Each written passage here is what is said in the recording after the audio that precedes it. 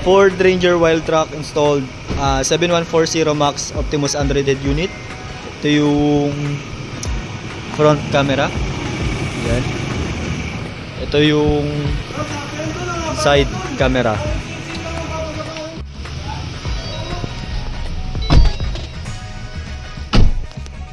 Ito yung 7140 Max Optimus Android head unit. 6128 9 inches 2K screen resolution, then Qualcomm Snapdragon processor or GPU. Ayan. Steering wheel control, all workings. So try natin mag-play ng kahit radio.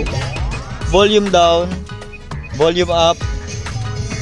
Next, previews, mute, speak or voice command.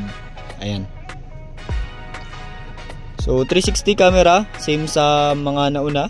Meron siyang auto trigger, left signal, right signal, hazard, then reverse, then trajectory working. Yan.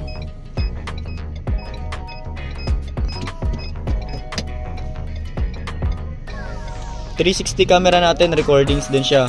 Recording din siya, all sides recording. DVR application from front, rear, left, and right. Yan, recording siya. Then, ang kagandahan dito sa head unit na to, meron siyang GPS tracker na built-in na sa head unit, at the same time live viewing ng 360 camera. Once na naka-open lang yung engine ng sasakyan, kasi sa unit lang din tayo kumukuha ng tracker. So, split screen function, for example, YouTube and Waze. Yan. Split screen. Yan, nakakapag-Waze ka at the same time nakakapag-play ka sa YouTube. So, yan. Built-in manual, meron din siya sa application. Manual. Ito yung manual. Yan. Then, yung head unit natin, yung, meron din siyang multi-gesture touch operation. For example, 2 fingers up, down, volume control, 2 fingers slide left or right. Ayan. Next or previous song. Ayan. Next song. Previous. Screen off. Volume mute. Turn on navigation. So, ayan yung function ng multi-gesture touch operation natin.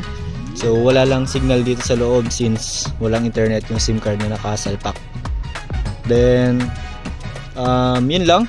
Ito yung Optimus brand Android head unit 7140 Max na variant, 9 inches 2K screen resolution, then Android Auto and Apple CarPlay wireless. Yun lang. Thank you.